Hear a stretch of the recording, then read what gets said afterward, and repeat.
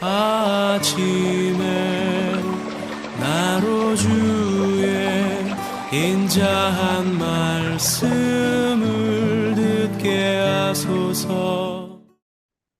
사랑하는 성도 여러분, 안녕하세요. 정춘하 부목사입니다. 담임 목사님께서 일정이 있으셔서 오늘 큐티를 제가 인도하게 되었습니다. 오늘 수요일 하나님의 사랑이 여러분들의 삶의 자리에 가득하시기를 간절히 소원합니다. 오늘 하나님께서 우리에게 주시는 말씀 사무엘하 21장 15절에서 22절까지의 말씀을 제가 봉독해 드립니다. 블레셋 사람이 다시 이스라엘을 치거늘 다윗이 그의 부하들과 함께 내려가서 블레셋 사람과 싸우더니 다윗이 피곤하며 거인족의 아들 중에 무게가 300세겔 되는 노창을 들고 세 칼에 찬 이스비브노비 다윗을 죽이려 하므로 수리아의 아들 아비새가 다윗을 도와 그 블레셋 사람을 쳐 죽이니 그때 다윗의 추종자들이 그에게 맹세하여 이르되 왕은 다시 우리와 함께 전장에 나가지 마옵소서. 이스라엘 등불이 꺼지지 말게 하옵소서 아니라. 그 후에 다시 블레셋 사람과 곱에서 전쟁할 때에 후사 사람 십부게는 거인족의 아들 중에 삽을 쳐 죽였고 또다시 블레셋 사람과 곱에서 전쟁할 때에 블레셋 사람 야레오르김의 아들 엘하나는 가드 골리앗의 아우 라흐미를 죽였는데 그 자의 창자루는 배틀째 같았더라. 또 가드에서 전쟁할 때에 그곳에 키가 큰 자 하나는 손가락과 발가락이 각기 6개씩 모두 24개가 있는데 그도 고인족의 소생이라. 그가 이스라엘 사람을 능욕함으로 다윗의 형 삼마의 아들 요나단이 그를 죽이니라. 이 네 사람 가드의 거인족의 소생이 다윗의 손과 그 부하들의 손에 다 넘어졌더라. 아멘. 사랑하는 성도 여러분, 역사적으로 보면 전쟁 영웅들이 있죠. 그런데 그들의 힘이 특별합니다. 그래서 그들은 항상 전쟁을 승리로 많이 이끌게 되었습니다. 그런데 우리 사람의 힘은 유한하죠. 힘이 세다고 하여서 항상 전쟁을 승리로 이끌 수 있는 것은 아니었습니다. 이 땅백에 장수가 이끄는 군대가 있다고 하더라도 매번 승리하는 것은 아니었으며 또 수가 아무리 많은 규모가 큰 군대가 있다 하더라도 적은 군대를 항상 이겼던 것은 아니었습니다. 그래서 항상 승리는 힘이나 군사의 수에 달려있지 않음을 우리는 알 수가 있습니다. 특별하게 우리 그리스도인의 영적 전쟁은 더 그렇습니다.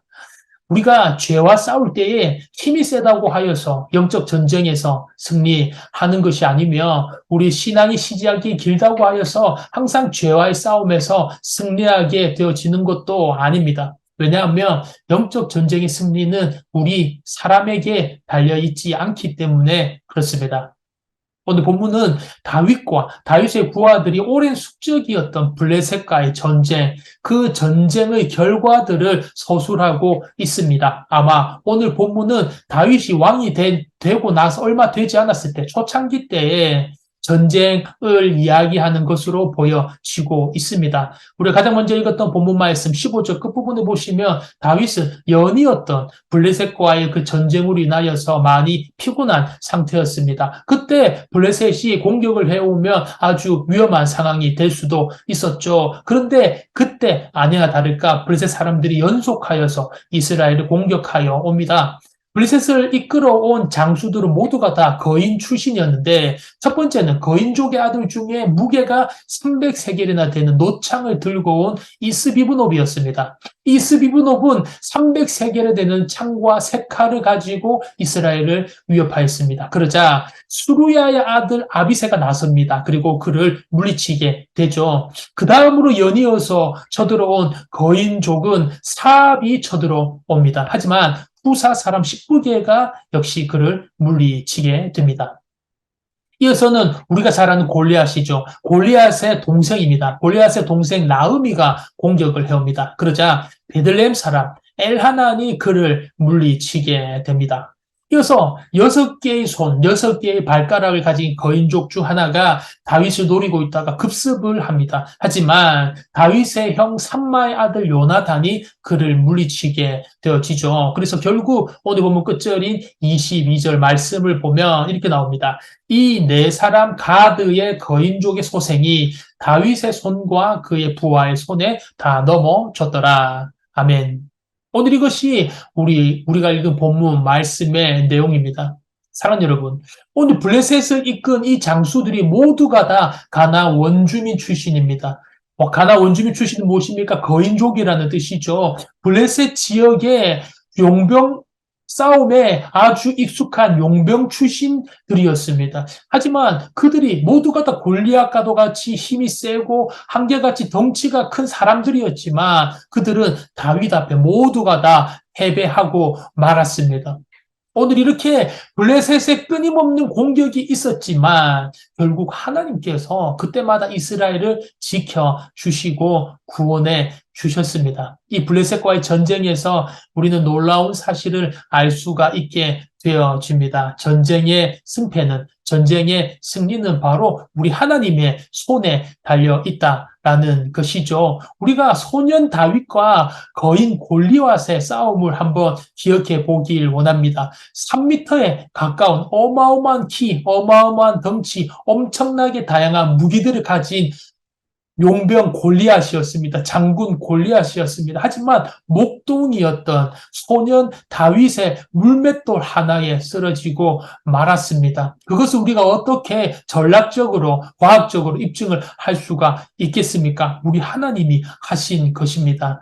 하나님을 신뢰하고 하나님을 의지하고 달려갔던 다윗 앞에서 골리앗의 힘과 골리앗의 키와 골리앗의 덩치는 아무런 소용이 없었던 것이었습니다. 그때 다윗의 고백이 무엇이었죠? 사무엘상 17장 45절의 말씀을 제가 한번 봉독해 드립니다. 다윗이 블레셋 사람에게 이르되 너는 칼과 창과 단창으로 내게 나오거니와 나는 만군의 여호와 이름 곧 내가 모욕하는 이스라엘 군대의 하나님의 이름으로 내게 나아가노라. 아멘.